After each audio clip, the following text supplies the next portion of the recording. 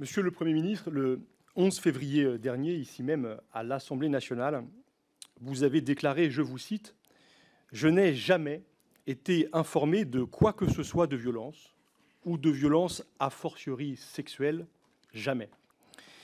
Monsieur le Premier ministre, maintenez-vous aujourd'hui sous serment devant notre commission d'enquête cette déclaration?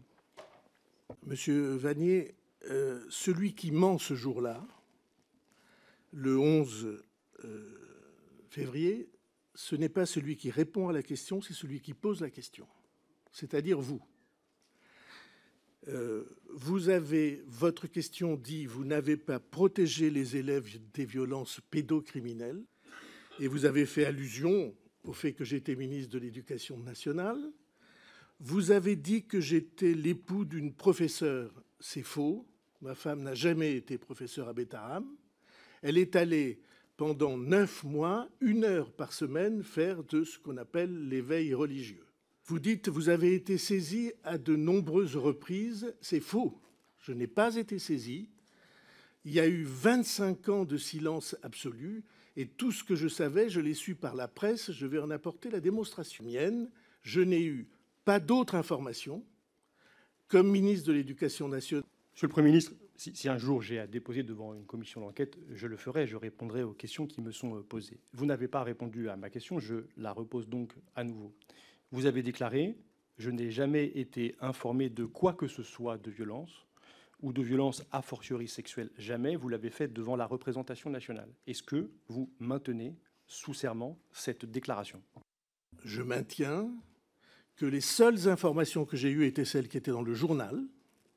Je n'en ai pas eu d'autres. Dites donc aujourd'hui que vous disposiez des informations qui étaient disponibles dans la presse, ce qui est une affirmation qui est très différente de celle que vous avez assumée le 11 février dernier. Je veux dire que ce jour-là, monsieur le Premier ministre, vous êtes catégorique. Vous avancez 2 preuves dans votre réponse pour marquer votre affirmation. Vous annoncez ce jour-là porter plainte en diffamation. C'est une réponse très offensive. Avez-vous, monsieur le Premier ministre, porté cette plainte en diffamation et si oui, contre qui? Non, j'ai hésité. Mon intention était de porter plainte contre les organes de presse qui avaient annoncé que j'avais donné 1 million d'euros à Betaram cette année-là. C'est un article de Mediapart, autant que je me souvienne. C'était faux, j'avais l'intention de porter plainte. Puis je me suis dit que chaque fois que dans ces affaires, on porte plainte en diffamation, on sert ceux qui essaient de porter le scandale. Vous nous dites donc aujourd'hui, vous revenez donc aujourd'hui sur votre déclaration du 11 février. Pourtant, ce 11 février, vous disposez déjà depuis plusieurs jours, depuis le 29 janvier. Vous avez évoqué le journal Mediapart. Il vous a adressé le 29 janvier une série de questions qui portent sur l'établissement Betaram. Tout indique donc que vous êtes informé de ces questionnements, que vous êtes préparé à répondre aux questions des députés sur ce sujet. Et vous choisissez donc de nier toute connaissance de votre part de ces faits de violence. Vous revenez aujourd'hui sur cette déclaration. Pourquoi cette attitude dans ce premier moment du 11 février qui consiste à tout nier de votre part? Et votre méthode est absolument transparente. La vôtre, personnelle. C'est-à-dire que chaque fois que quelqu'un vous apporte une réponse, vous traduisez cette réponse de manière que celui qui s'exprime, s'il ne fait pas attention, se trouve entraîné à des affirmations qui ne sont pas les siennes. Alors, je regrette de vous dire que les raisons, je viens d'exprimer que je n'ai pas eu d'autres informations. Et donc, cette méthode que vous utilisez, si vous le permettez, je ne la laisserai pas s'exprimer contre moi. Que je ne suis pas obligé de lire les lettres que Mediapart m'adresse, que je considère qu'il y a dans Mediapart beaucoup de déformation de la réalité et beaucoup de diffamation, et que, si vous permettez, par hygiène mentale, je ne me plie pas aux ordres de Mediapart, comme d'ailleurs d'aucun autre journal. Ce journal, vous êtes interrogé à l'Assemblée nationale le 11 février. Vous n'êtes pas préparé à répondre sur la question de votre connaissance ou ignorance de faits de violence physique, sexuelle à Betaram. Non, monsieur, je répète, même si vous essayez de déformer la réalité à chaque intervention, je répète que je n'ai pas eu d'autres informations en dehors de la conversation que j'ai eue avec le juge Mirande, et je vais vous expliquer qui est le juge Mirande. Peut-être vous verrez un peu quelle est la réalité de nos rapports. Je n'ai pas eu d'autres informations, et je vous en apporterai la preuve. Entre le 11 et le 18 février, vous allez faire varier à 4 reprises votre version concernant votre ignorance ou votre connaissance des faits de violence physique et sexuelle à Bétarame. Le 11 février, vous dites « je ne savais rien ».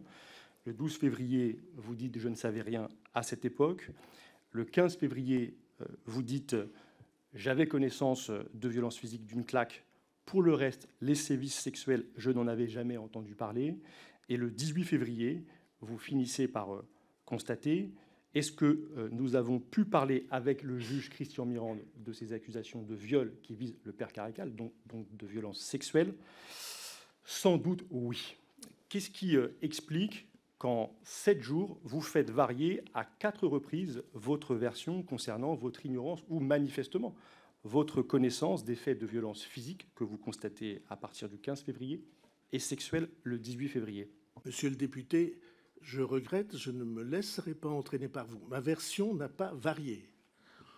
Vous m'interrogez, vous, en montant à la tribune, pour m'accuser d'avoir protégé des pédocriminels. Vous, dans ma vie, on m'a accusé de beaucoup de choses. Rarement de faits aussi ignominieusement graves. Et vous l'avez fait en insinuant que c'était comme ministre de l'Éducation ou n'ayant pas fait ce qu'il fallait comme ministre de l'Éducation. Je maintiens que comme ministre de l'Éducation nationale, à cette époque, et encore maintenant, je n'ai jamais eu d'autres informations que celles qui étaient parues dans le journal. Alors, j'entends pour vous, il n'y a pas de changement dans vos déclarations entre une affirmation le 11 février qui consiste à dire « je n'ai jamais été informé de quoi que ce soit », et vos mots sont très précis, a fortiori de violence sexuelle, et le 18 février, la reconnaissance par vous-même, à nouveau à l'Assemblée nationale, du fait d'avoir évoqué les accusations de viol qui pèsent sur le père Caracal. Je crois que ce sont 2 versions des faits qui sont radicalement différentes. Mais vous venez de nous indiquer à l'instant, monsieur le Premier ministre, je n'ai jamais entendu parler des violences sexuelles, si ce n'est par la presse. Le 18 février, à l'Assemblée nationale, vous reconnaissez devant les députés qui vous interrogent avoir évoqué ces violences sexuelles avec le juge Mirande. Ça n'est donc pas par la presse que ces éléments vous sont alors communiqués, et vous en êtes bien en possession, quoi que vous en disiez aujourd'hui. Monsieur Vannier, votre formulation est malveillante. Et je vais faire la preuve, si vous voulez bien. Je n'ai jamais entendu parler de violences sexuelles avant que le journal La République des Pyrénées, L'Éclair des Pyrénées et Sud-Ouest fassent mention de ces violences sexuelles. On doit être le 29 mai de l'année 2016, de l'année 2000, de l'année 1998. Vous avez le juge Mirande convoque, ou en tout cas, oui, Caricart le 26 mai. Oui, mais bon, j'explique. Cette affaire reste secrète. Et c'est le 29 mai que la presse en parle. Et la première date possible où j'ai pu rencontrer le juge Mirande, c'est le samedi 1er ou 2 30 mai.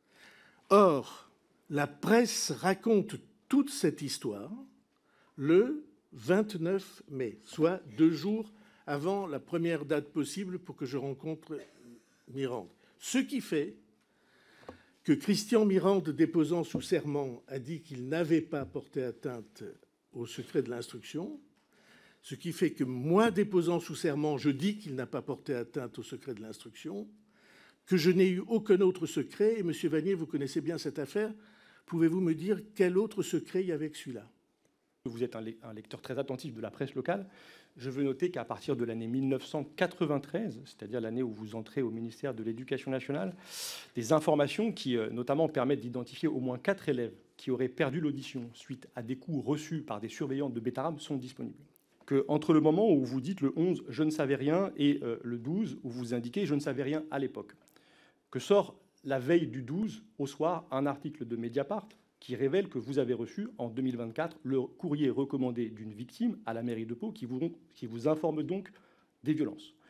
Entre ce moment où vous dites n'avoir été pas informé à l'époque et où vous reconnaissez le 15 avoir été informé des violences physiques, y compris dans ces années 90, il y a la publication, le matin du 15, dans le journal Le Figaro, du rapport d'inspection sur lequel nous allons revenir, qui décrit des phénomènes de violence physique.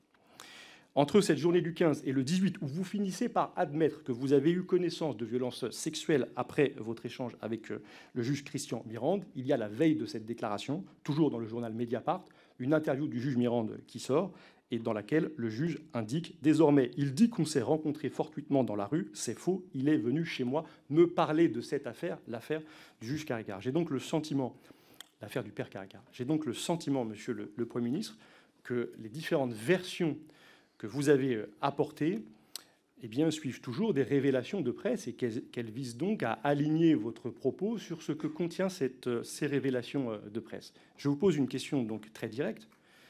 Que cherchez-vous, monsieur le Premier ministre, à dissimuler en apportant par bribes, par touches, la réalité de votre connaissance des faits de violence physique et sexuelle à Bétarame? Monsieur Vannier, j'ai déjà décrit votre méthode qui consiste à essayer de tirer la réalité pour nourrir un procès en scandale. Cette méthode, si je peux, je ne la laisserai pas prospérer. Donc, vous présentez tout cela comme si les déclarations qui sont faites en réponse à des questions au gouvernement étaient des déclarations sous serment devant un juge. Si ça avait été le cas, vous auriez dû prêter serment et ne pas multiplier les mensonges que vous avez multipliés, vous, personne d'autre, dans le texte de la question que vous avez posée et que je viens de révéler. Le menteur, ce jour-là, ça n'était pas celui qui répondait à la question, c'est celui qui posait la question. Moi, je n'ai pas menti. Vous mettiez en cause le ministre de l'Éducation que j'étais. Quand j'étais ministre de l'Éducation, je n'ai jamais entendu parler d'autre chose que ce qui était dans le journal, sur lequel j'ai diligenté une inspection, dont je n'avais pas de traces, et je n'avais jamais entendu parler de violences sexuelles. Jamais. J'ai entendu parler de violences sexuelles à partir du moment où les articles de journaux en 1997 ont décrit ce qui était arrivé à Caricart. 80, non, la plainte est de 97, 98. Que vos affirmations sont biaisées, vous essayez avec une méthode qui consiste à édifier Mediapart en autorité de la République. Je ne lis pas Mediapart. C'est une hygiène personnelle. Hein? Bon. Excusez-moi, juste, je pense qu'il faut prendre aussi le pli, c'est-à-dire répondre à la question qu'on vous a posée. On vous a posé une question. Madame, je réponds à la question avec les considérations. Monsieur Vannier vient de me dire, Mediapart, la veille, a dit que. Donc vous vous alignez sur Mediapart. Je ne m'aligne sur rien. Je ne lis pas Mediapart. Je crois que la question, c'était des médias, dont Le Figaro et Mediapart, oui, ont fait des articles. Et la question, c'est vous avez changé votre version selon les différentes parutions. Est-ce qu'il y aurait d'autres, je crois, si j'ai bien compris la question, est-ce qu'il y a d'autres choses que vous avez cachées et qui apparaîtraient là aujourd'hui? Voilà. Je n'ai rien caché, madame. Et je vous demande d'adopter une formulation qui respecte ce que vous convoquez devant cette commission. Je regrette infiniment. Et je continue. Ça n'est pas la presse qui commande ce que je dis, peut-être vous, mais pas moi.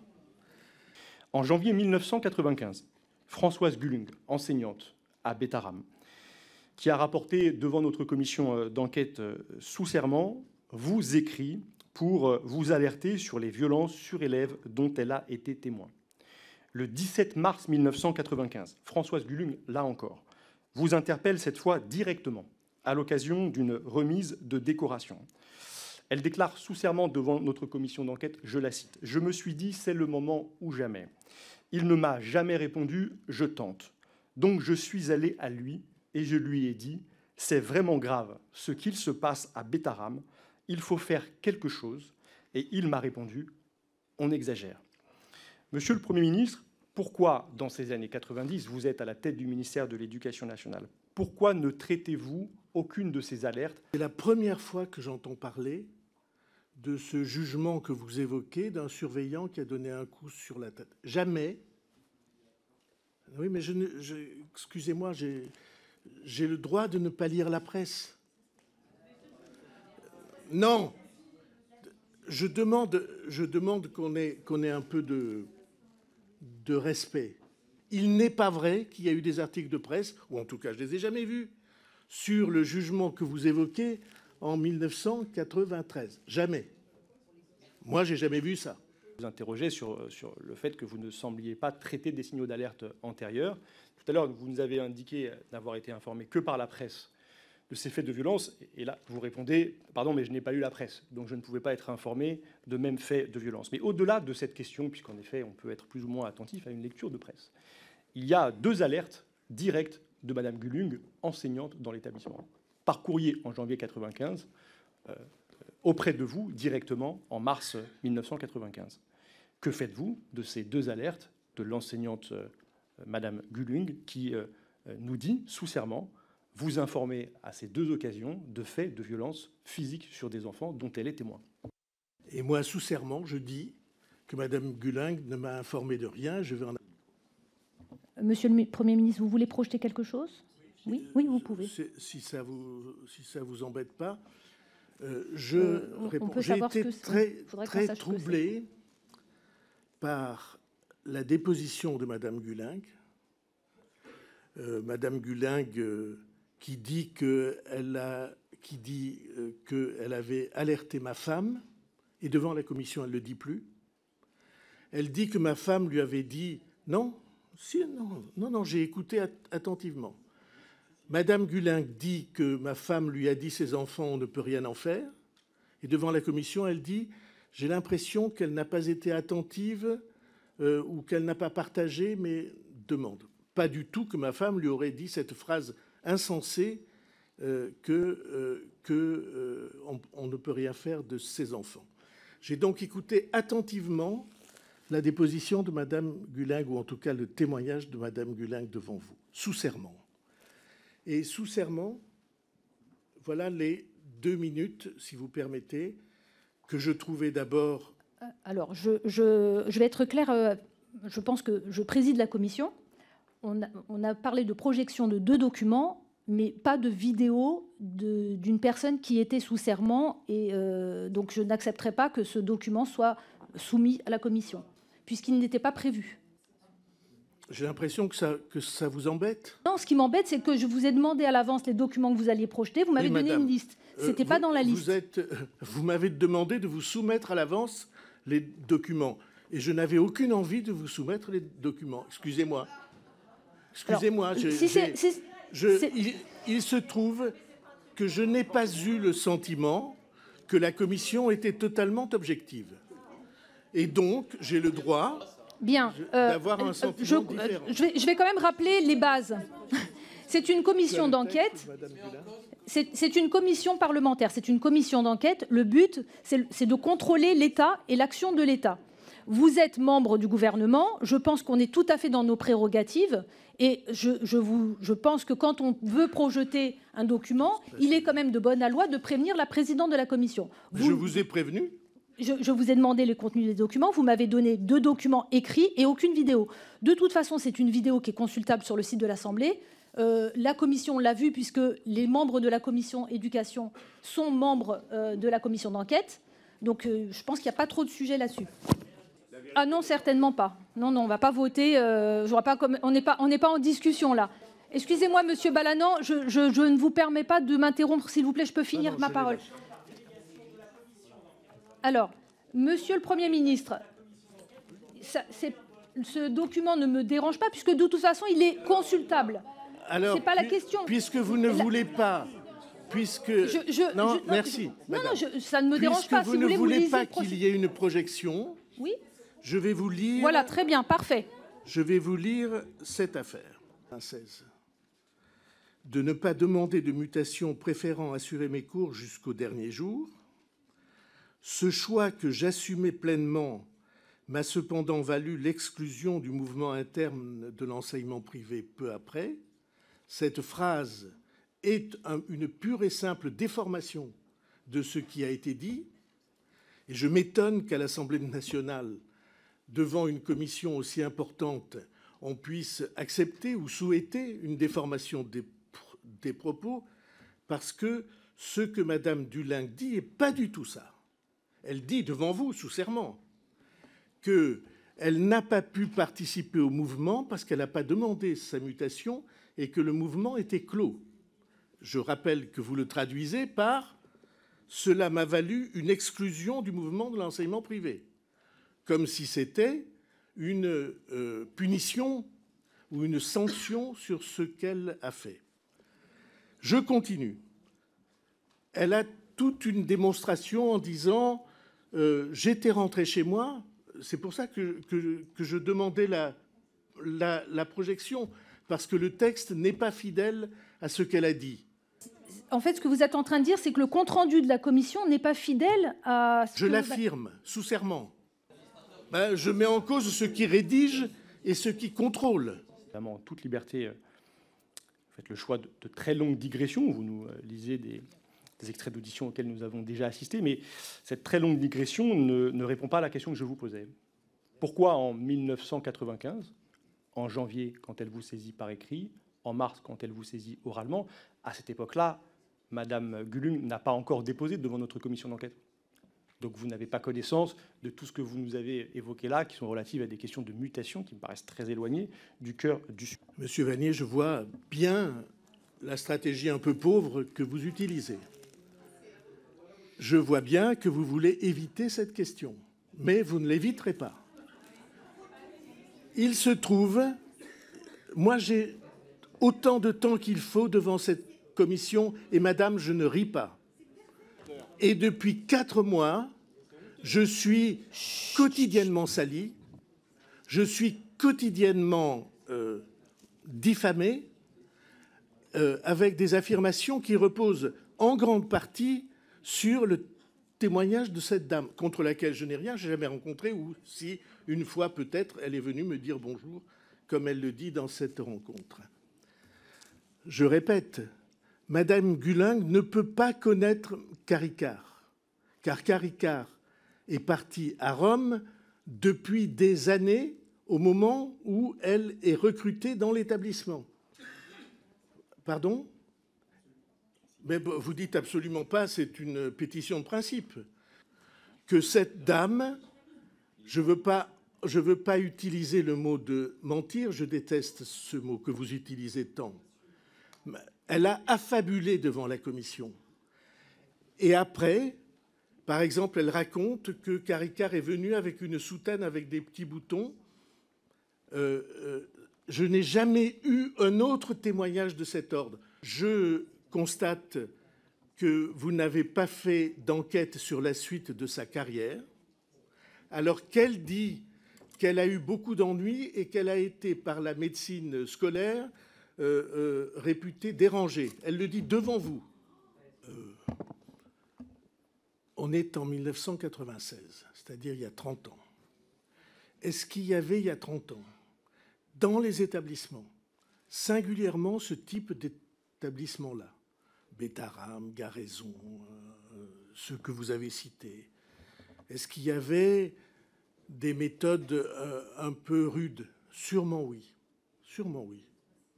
Juste moi, pour information, rappel, tout sévice physique sur un enfant, un sévice sur un enfant ou même un adulte est interdit par la loi, que ce soit en 96 ou en 2025. Vous avez tout à fait raison. Mais ce n'est pas moi qui inflige des sévices civiques, des sévices physiques. Donc, excusez-moi. Oui, on dirait que vous les dédramatisez parce que ça fait 30 ans. Mais en réalité, même une gifle où on paie... Voilà. Non, mais juste, mais de toute façon, vous l'avez dit. Bien sûr, ce n'était pas vous et vous les condamnez. C'est très bien. Donc, notre question, c'est suite à ce rapport d'inspection, malgré la conclusion que vous nous avez lue et qui effectivement semble vouloir dire finalement tout va bien, on peut continuer comme ça. Est-ce que quand vous le relisez aujourd'hui, vous auriez oublié des actions que vous auriez entreprises à ce moment-là, ou vous feriez différemment aujourd'hui? Mais vous avez lu trop partiellement le rapport. Vous avez dit qu'on signale des faits de violence sur Madame Guling. Or, ce n'est pas vrai. C'est exactement le contraire. Je vous lis le passage sur Madame Guling. Madame Guling a été blessée. Elle a également demandé à son avocat de porter plainte.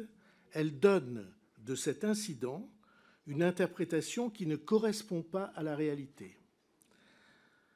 Le contenu de la déclaration écrite faite par Stéphane Granger m'a été confirmé par des élèves présents dans la cour et témoins de l'accident.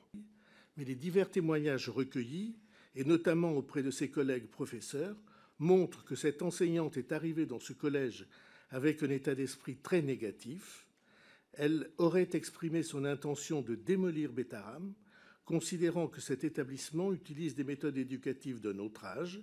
Pour illustrer cette thèse, elle pensait pouvoir se servir du fait regrettable dont elle a été victime, c'est-à-dire d'une bousculade avec les élèves autour d'un ballon, en le présentant comme une agression, ce qu'il n'est pas. Alors, madame, je maintiens que votre lecture qui disait on a signalé de nombreux événements, elle est démentie par le rapport. Je ne sais pas qui a raison. Je ne connais pas Madame Guling, je ne connais pas Monsieur Latrubès. La conclusion finale de ce rapport, le 5 novembre 1996, dans ce courrier qui est adressé par le directeur de Betaram à Monsieur Latrubès et qui clôt quelque part l'ensemble de l'action publique, et c'est ça qui nous questionne dans cette commission d'enquête. Il dit « Je viens de licencier le surveillant mis en cause. Nous avons dans des comptes rendus de parents d'élèves qui sont datés du mois de décembre et des mois suivants, le fait que cette personne n'est pas licenciée est encore en cause. Alors ça, vous ne pouviez pas le savoir en tant que ministre, ça c'est sûr. J'ai éliminé le principe des élèves surveillants, malgré des difficultés financières que cela entraîne. Donc, on peut être surpris de la façon dont un directeur d'établissement s'adresse à un inspecteur pour évoquer des raisons financières liées au non-respect des règles de la loi. Et puis la fin, je la relis simplement. Pour les conclusions à long terme, je rêve d'un nouvel internat, mais il faut que les finances suivent. Je fais tous les efforts pour changer la mentalité des parents, mais c'est si commode d'avoir cette épée de Damoclès pour essayer de faire marcher droit les enfants. Une fois encore, merci pour tout ce que vous avez fait pour que Betaram vive respectueusement.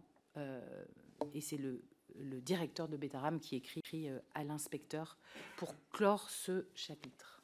Comprendre au contraire qu'il y aurait une mise en cause personnelle pour avoir manqué à je ne sais quelle loi de vérité, de mensonge, que j'étais complice de Betaram et que j'avais, je répète, entre guillemets, protéger des pédocriminels.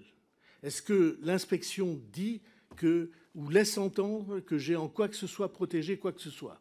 Et donc,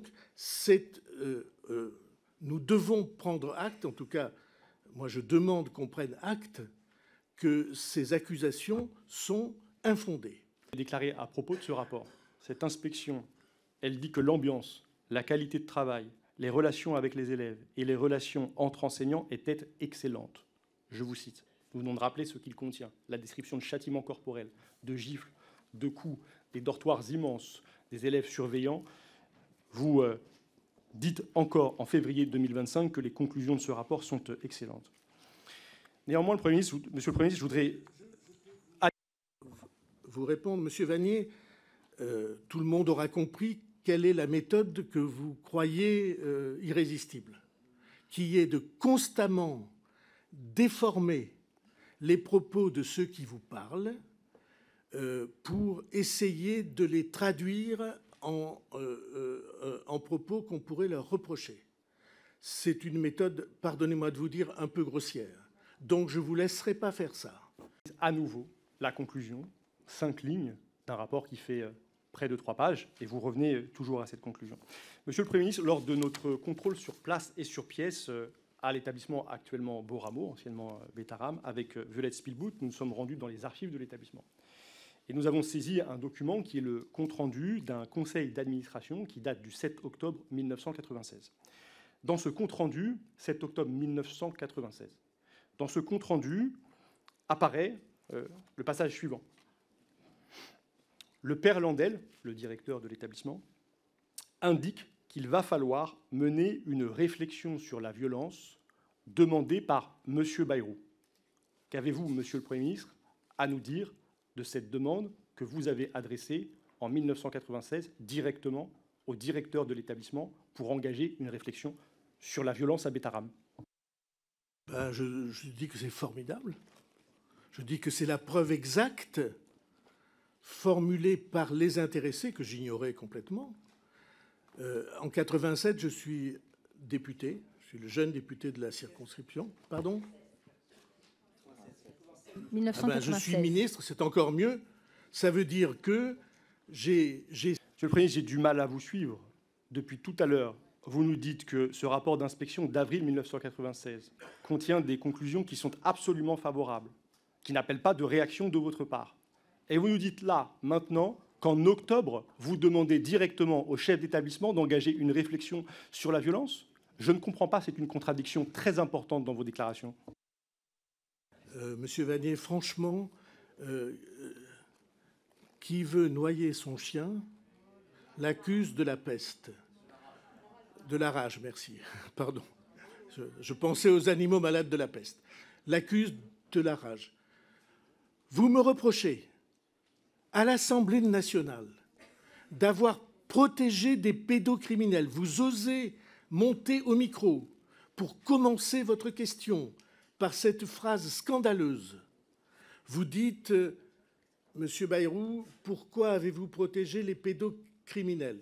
Vous vous rendez compte après que je n'ai heureusement pas protégé ces abominations.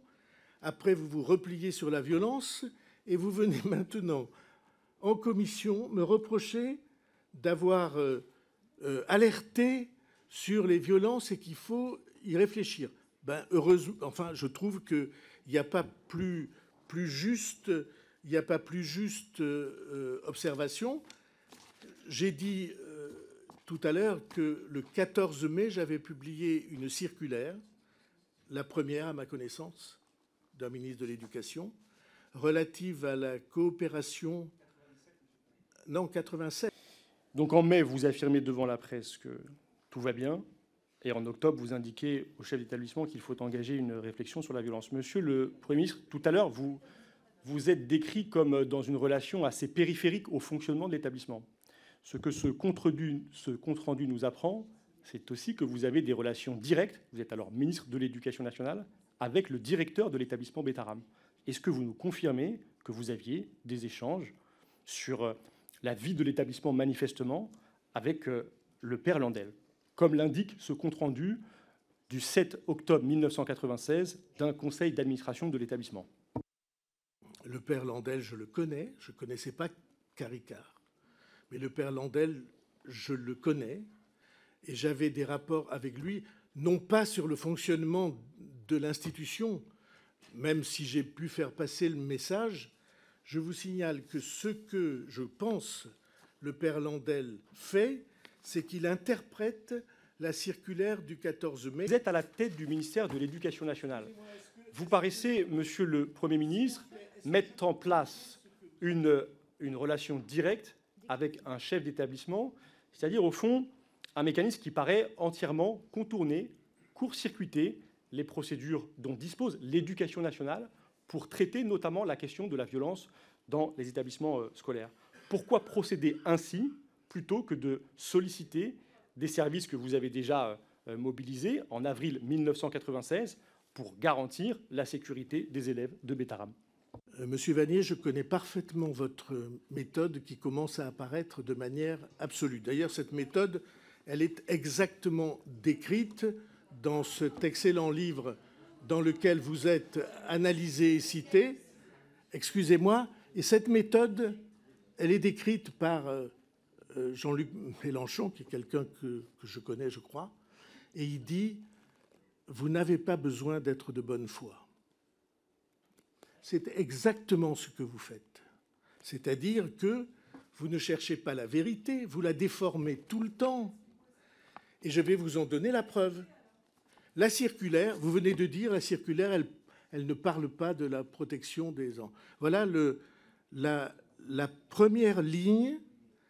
Aider les élèves, les parents et les adultes de la communauté scolaire. Il s'agit d'être vigilant. Vous venez de dire que ça n'en parlait pas. Hein, c'est la première ligne. Il s'agit d'être vigilant à l'égard des risques que peuvent encourir les enfants et plus particulièrement à l'égard des risques de maltraitance, d'abus sexuels et de raquettes pour coordonner les réponses nécessaires. Alors si vous pensez que ce n'est pas ça le sujet... Après le rapport d'inspection, une nouvelle gifle donnée par un surveillant sur un élève est évoquée.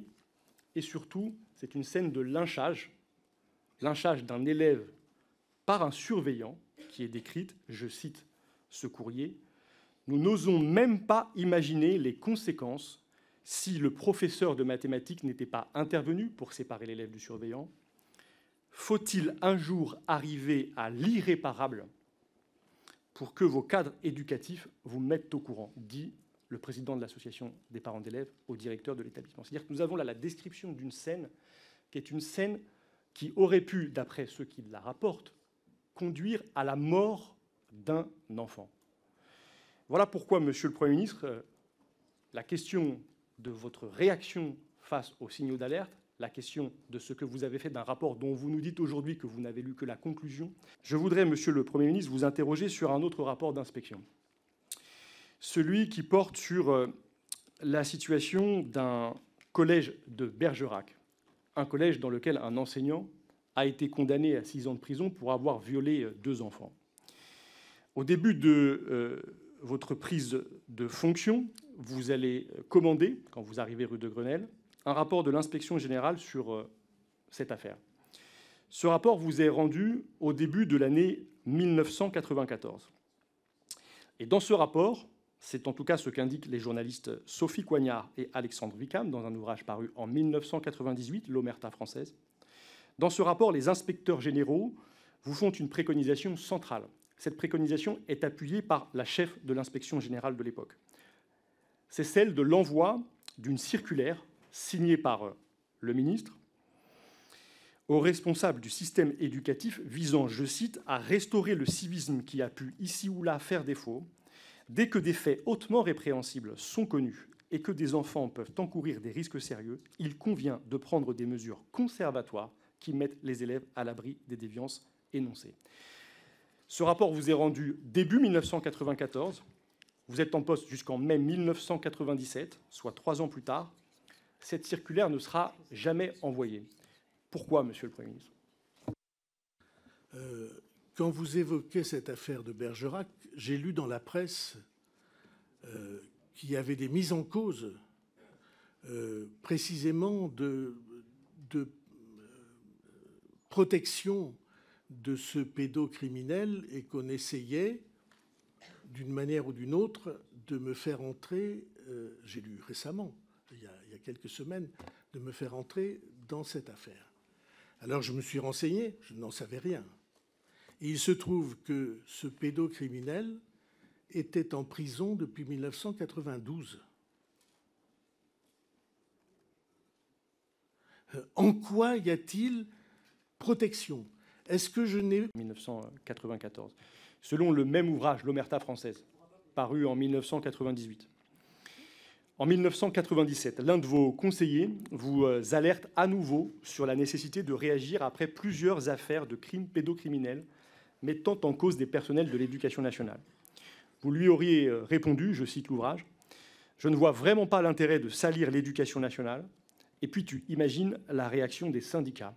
« Non, je t'assure qu'il y a des moments où il faut savoir se taire. » Alors là, Monsieur le Premier ministre, j'ai vraiment le sentiment que nous sommes en pleine omerta.